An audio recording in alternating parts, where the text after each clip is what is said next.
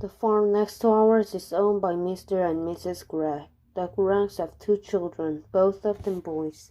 Their names are Philip and William. Sometimes I go over to their farm to play with them. I am a girl and I am 8 years old. Philip is also 8 years old. William is 3 years older. He is 10. Right. Oh, alright then. He's 11. Last week, something very funny happened to the Gregg family. I am going to tell you about it as best I can.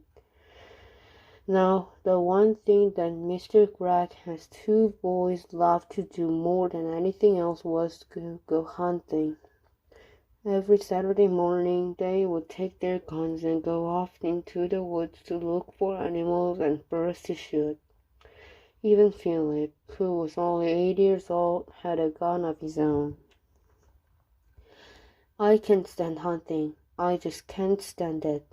It doesn't seem right to me that men and boys should kill animals just for the fun they get out of it. So I used to try to stop Philip and William from doing it. Every time I went over to their farm, I would do my best to talk them out of it, but they only laughed at me. I even said something about it once to Mr. Gregg, but he just walked on past me as if I weren't there.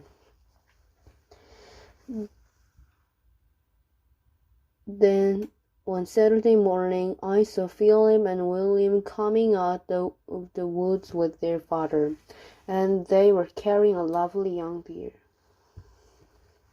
This made me so cross that I started shouting at them. The boys laughed and made faces at me, and Mr. Gregg told me to go home and mind my own P's and Q's. Well, that did it. I saw red. And before I was able to stop myself, I did something I never meant to do.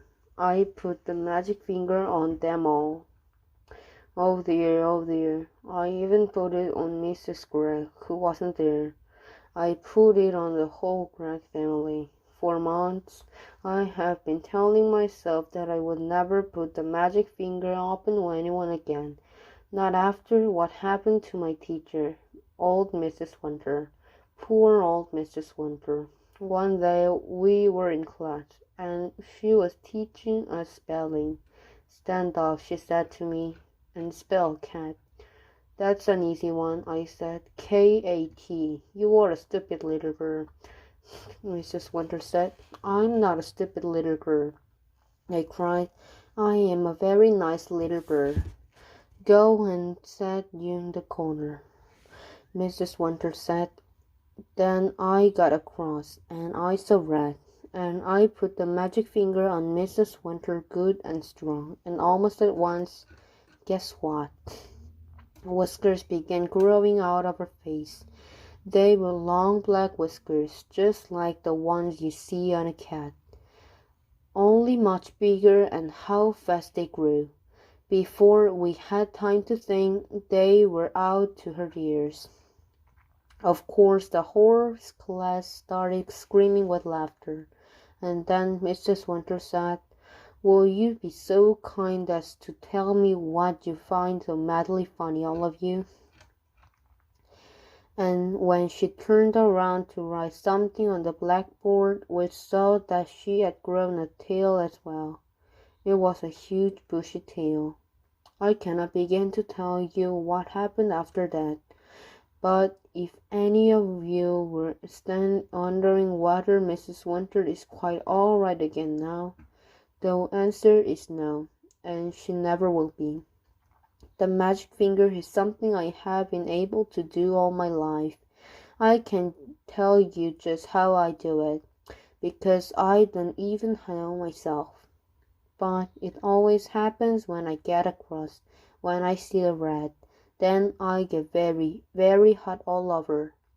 Then the tip of the finger of my right hand begins to tingle most terribly. And suddenly a sort of flash comes out of me, a quick flash, like something electric. It jumps out and touches the person who has made me a cross. And after that, the magic finger is up on him or her, and things began to happen. Well, the magic finger was now upon the whole of the Gregg family, and there was no taking it off again. I ran home and waited for things to happen. They happened fast. Shall I how tell you what those things were? I got the whole story from Philip and William the next morning, after it was all over.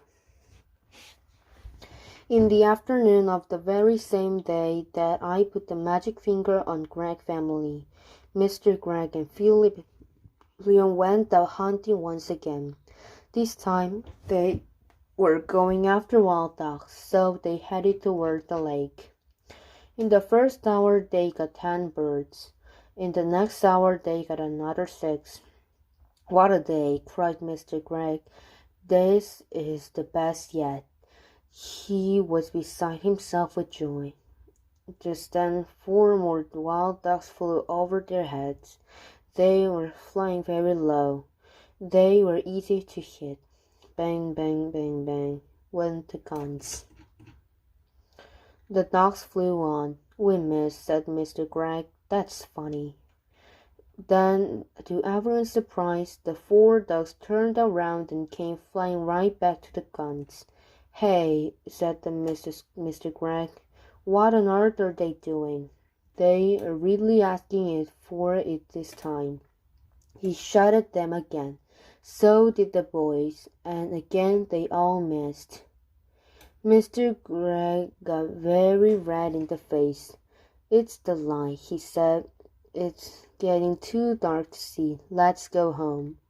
So they started for home, carrying with them the 16 birds they had shot before. But the 4 ducks would not leave them alone. They now began flying around and around the hunters as they walked away. Mr. Gregg did not like it one bit. Be off, he cried, and he shot at them many more times. But it was no good. He simply could not hit them. All the way home those 4 ducks flew around in the sky above their heads, and nothing would make them go away. Late that night, after Philip and William had gone to bed, Mr. Gregg went outside to get some wood for the fire. He was crossing the yard when all at once he heard the call of a wild duck in the sky. He stopped and looked up. The night was very still. There was a thin yellow moon over the tree in the hill, and the sky was filled with stars. Then Mr. Gregg heard the noise of wings flying low over his head, and he saw the 4 ducks, dark against the night sky, flying very close together. They were going around and around the house. Mr. Gregg forgot about the firewood and hurried back indoors. He was now quite afraid. He did not like what was going on, but he said nothing to Mrs. Gregg. All he said was, "Come on, let's go to bed. I feel tired." So they went to bed and to sleep. When morning came, Mr. Gregg was the first to wake up. He opened his eyes.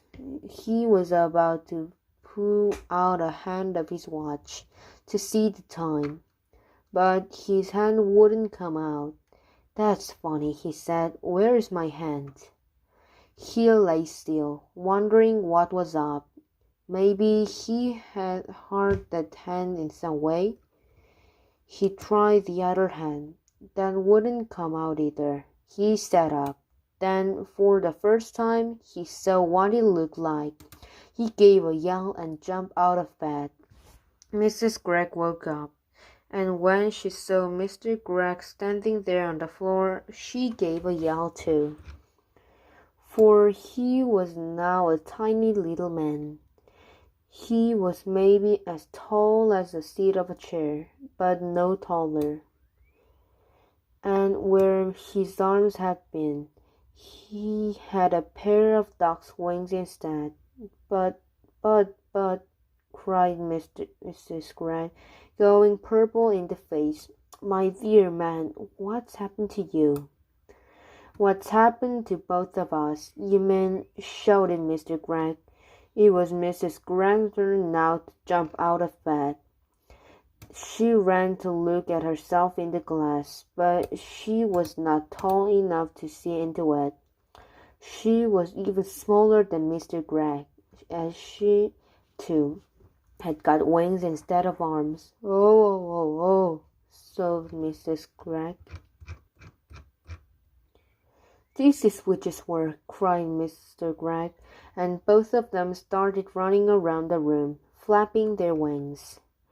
A minute later, Philip and William burst in. The same thing had happened to them. They had wings and no arms, and they were really tiny. They were about as big as robins. "Mama, Mama," chirruped Philip. "Look, Mama, we can fly." And they flew up into the air. "Come down at once," said Mrs. Gregg. "You are too much high." But before she could say another word, Philip and William had flown right out the window. Mr. and Mrs. Gregg ran to the window and looked out. The two tiny boys were now high up in the sky. Then Mrs. Gregg said to Mr. Gregg, "Do you think we could do that, my dear?" "I don't see why not," Mr. Gregg said. "Come on, let's try." Mr. Gregg began to flap his wings hard, and all at once up he went. Then Mrs. Gregg did the same. "Help!" she cried as she started going up. "Save me!" "Come on," said Mr. Gregg. "Don't be afraid." So out the window they flew, far up into the sky, and it did not take them long to catch up with Philip and William. Soon the whole family was flying around and around together. "Oh, isn't it lovely?" cried William. "I've always wanted to know what it feels like to be a bird." "Your wings are not getting tired, are they, dear?" Mr. Gregg asked Mrs. Gregg. "Not at all," Mrs. Gregg said. "I could go on forever." "Hey, look down there," said Philip. "Somebody is walking in our garden." They all looked down. There below them, in their own garden, they saw four enormous wild dogs. The dogs were as big as men, and what is more, they had great long arms like men, instead of wings. The dogs were walking in the line to the door of the Greggs' house, swinging their arms and holding their beaks high in the air. "Stop!" called the tiny Mr. Gregg, flying down low over their heads. "Go away, that's my house." The dogs looked and quacked. The first one put out a hand and opened the door of the house and went in. The others went in after him. The door shut. The Greggs flew down and sat on the wall near the door. Mrs. Gregg began to cry. Oh dear," she sobbed. "They have taken our house. What shall we do? We have no place to go." Even the boys began to cry a bit now. "We'll be eaten by cats and foxes at night," said Philip. I want to sleep in my own bed," said William. "Now then," said Mr. Gregg, "it isn't any good to cry. That won't help us. Shall I tell you what we are going to do?" "What?" they said. Mr. Gregg looked at them and smiled. "We are going to build a nest." "A nest," they said. "Can we do that?" "We must do it," said Mr. Gregg. "We've got to have somewhere to sleep. Follow me." They flew up to a tall tree, and right at the top of it, Mr. Gregg chose a place for the nest. "Now we want sticks," he said. "Lots and lots of little sticks. Off you go, all of you, and find them and bring them back here." But we have no hands, said Philip. Then use your mouth. Mrs. Gregg and the children flew off. Soon they were back, carrying sticks in their mouths. Mr. Gregg took the sticks and started to build the nest. More, he said. I want more and more and more sticks. Keep going. The nest began to grow. Mr. Gregg was very good at making the sticks stick together. After a while he said, That's enough sticks. Now I want leaves and feathers with things like that to make the inside nice and soft. The building of the nest went on and on. It took a long time, but at last it was finished. Try it, said the Mrs. Gregg, hopping back. He was very pleased with his work. Oh, isn't it lovely? Cried Mrs. Gregg, going into it and sitting down. I feel I might lay an egg any moment. The others all got in beside her. How warm it is, said William. And what fun to be living so high up, said Philip. We may be small, but nobody can hurt us up here. But what about food? Said Mrs. Gregg. We haven't eaten a thing to eat all day. That's right, Mr. Gregg said. So we will now fly back to the house and go and buy an open window and get a tin of biscuits when the dogs aren't looking.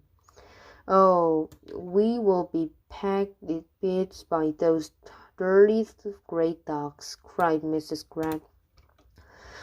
We shall be very careful, my love, said Mr. Gregg, and off they went. But when they got to the house, they found all the windows and doors closed. There was no way in.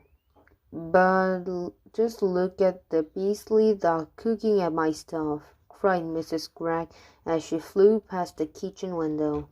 How dare she!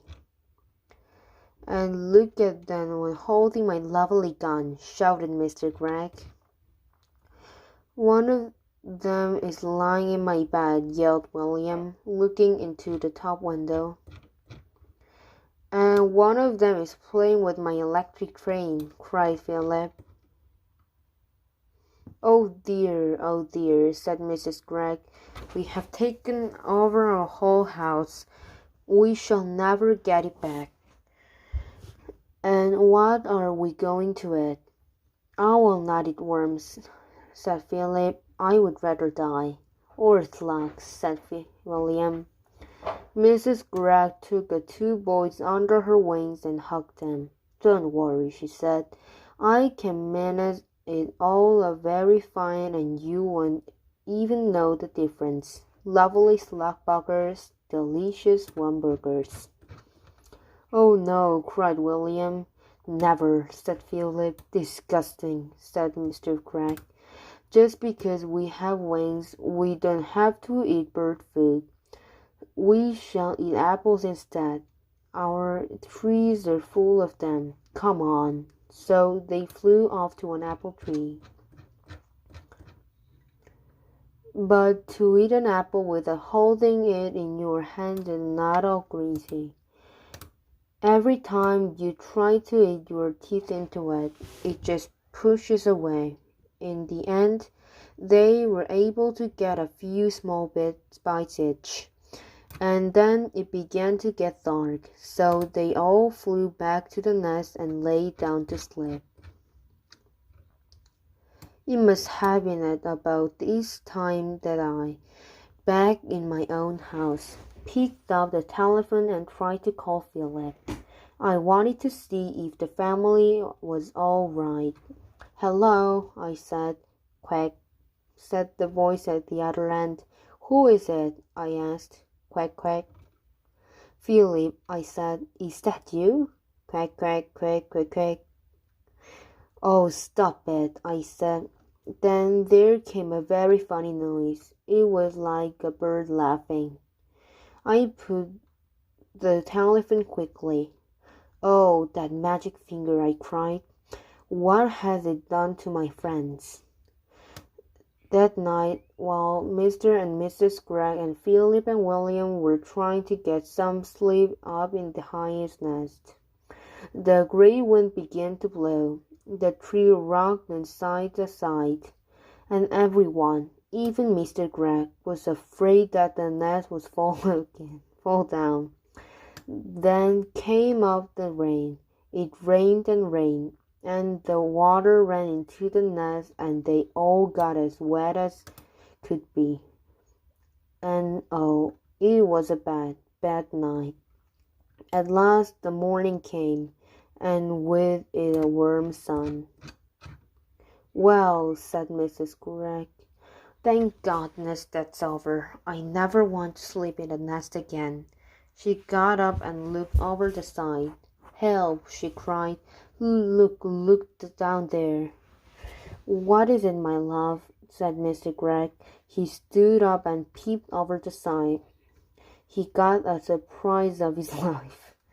On the ground below them stood four enormous dogs, as tall as men, and three of them were holding guns in their hands.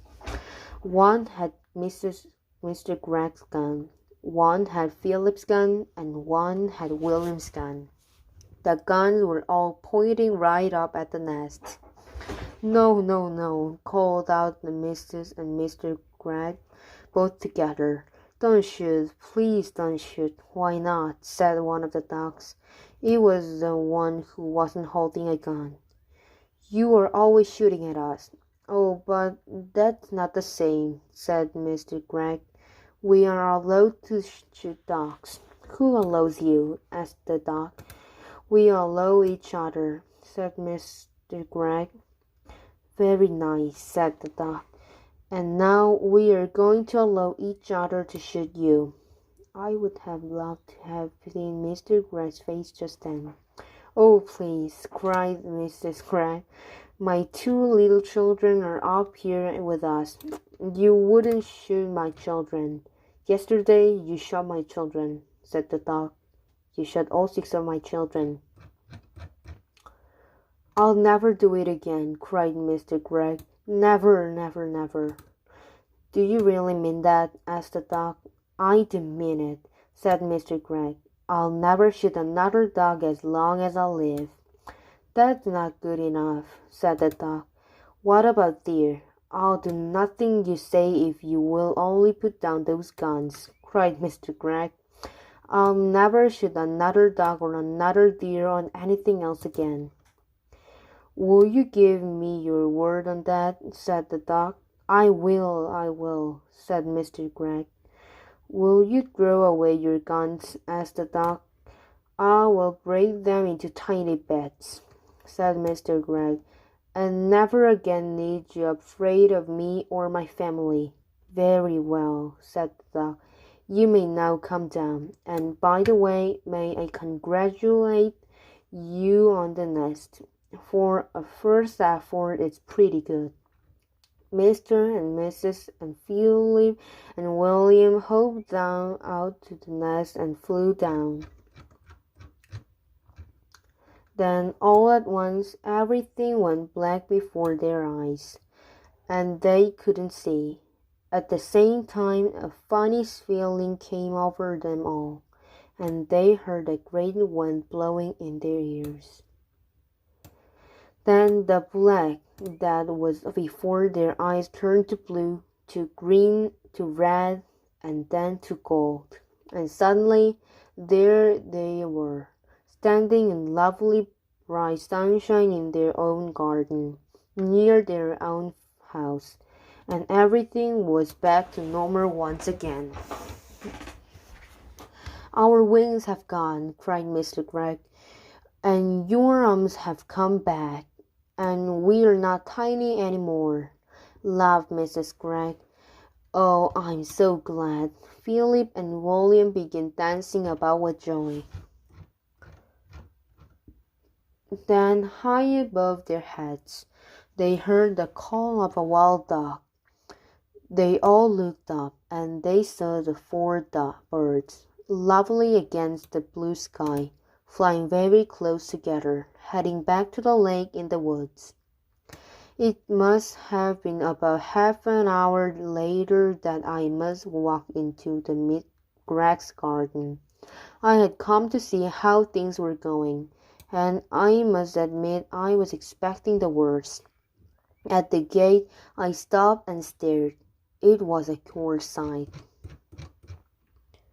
In one corner, Mr. Gregg was smashing all three guns into tiny pieces with a huge hammer. In another corner, Mrs. Gregg was placing beautiful flowers up in 16 tiny mounds of soil. What I learned that later were the graves of the dogs had been shot the day before. And in the middle of the yard stood Philip and William, with a sack of their father's best barely beside them. They were surrounded by doves, pigeons, sparrows, robins, larks, and many other kinds that I didn't know. And the birds were eating the barley that the boys were scattering by the handful. "Good morning, Mr. Gregg," I said. Mr. Gregg lowered his hammer and looked at me. "My name is not Gregg anymore," he said. "In honor of my feathered friends, I have changed it from Gregg to Egg." "And I'm Mrs. Egg," said the Mrs. Gregg. "What happened?" I asked. They seemed to have gone completely dotty, all four of them. Philip and William had began to tell me about the whole story. When they had finished, William said, "Look, there's the nest. Can you see it? Right up in the top of the tree. That's where we slept last night. I built it all myself," Mr. Egg said proudly. "Every stick of it." "If you don't believe us," Mrs. Egg said, "just go into the house and take a look at the bedroom. It's a mess. They filled the tub right up to the brim." Philip said, "They must have been swimming around in all night, and feathers everywhere. Dogs like water," Mr. X said. "I'm glad they had a good time." Just then, from somewhere over by the lake, there came a loud bang. "Someone's shooting," I cried. "That'll be Jim Cooper," Mr. X said. "Him and his three boys. They're shooting mad. Those Coopers are. The whole family." Suddenly I started to see red. Then I got very hot all over. Then the tip of my finger began tingling most terribly. I could feel the power building up and up inside me. I turned and started running toward the lake as fast as I could. "Hey!" shouted Mr. Egg. "What's up? Where are you going?" "To find the Coopers," I called back. "But why?" "You wait and see," I said. "They'll be nesting in the trees tonight. Every one of them."